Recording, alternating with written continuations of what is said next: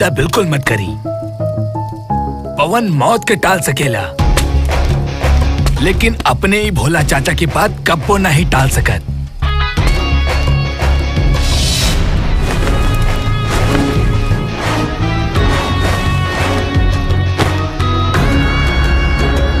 कैसन बड़ा पवन बेटा? ठीक बनी चाचा। चंचल के भाई के कत्ल ना होके के चाहत रहे। ये बात पहले ही तय भइल रहे कि अब के चुनाव में कोनो खून खराबा ना होई।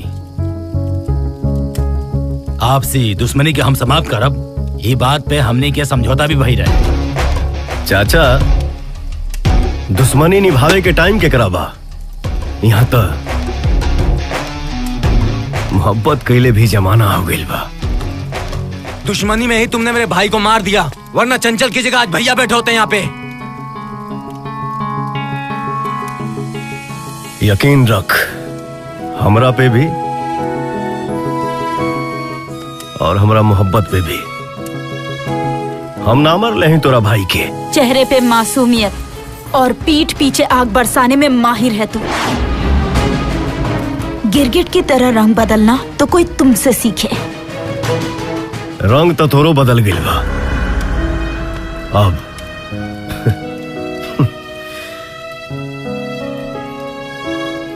प्यार दिखाई ना दिला तोरा आँखी में।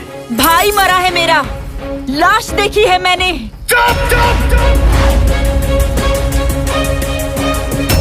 नाम पर दाग चिता के आग से कम ना होला।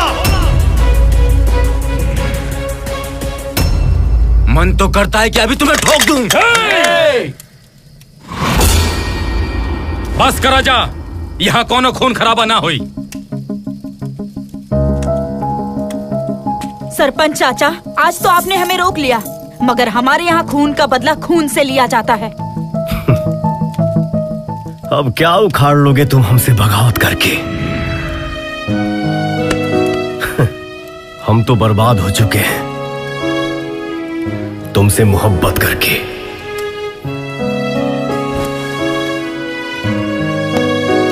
चलो सही चाचा। ठीक बा बेटा, इंतजार रही।